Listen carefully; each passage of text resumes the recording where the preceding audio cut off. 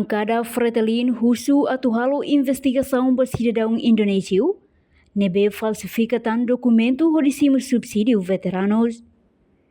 E a quinta-feira, Comando Polícia Nacional Timor-Leste li husi direção Serviço Investigação Criminal, nebe relata, detecta tan cidadão indonésio honarang inisial MB, falsifica documento hodicimo subsídio veterano. Nune membro Parlamento Nasional, Deputado David Dias Ximenes mandati husuba parte relevante, atuhalo investigação ba caso tambah dalam rumah cidadão Timor Uang nebe uluk halaiba Indonesia, mak falsifica documento.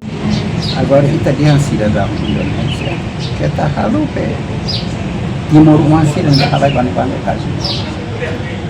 Agora se Timor Uang nebe halai bane. Kita itu to falimos konaban mai atu sino senia. Terus semak falsi. Ini labele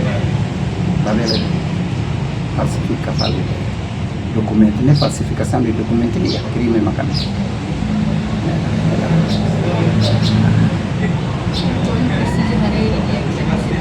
Agora semak po tem que ser emang dihalar maka pobre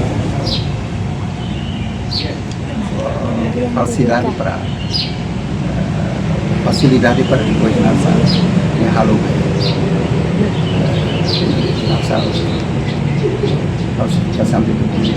falsificação de documentos é de crime.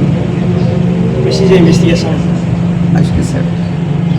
Orang hati ini apa investigar lain. Quatro barbara como já investigar. No Twitter informação nebe relata husi Comando PNTLI, cidadão indonésio inisial MB acesso a subsídio veteranos, tambah facilita husi ema balum, ho trata documento sira. Portanto, dadang ni autoridade de segurança halohela processo investigação, molok submete ao Ministério Público. Reportagem Fifanya de Carvalho, Televisão Timor Post.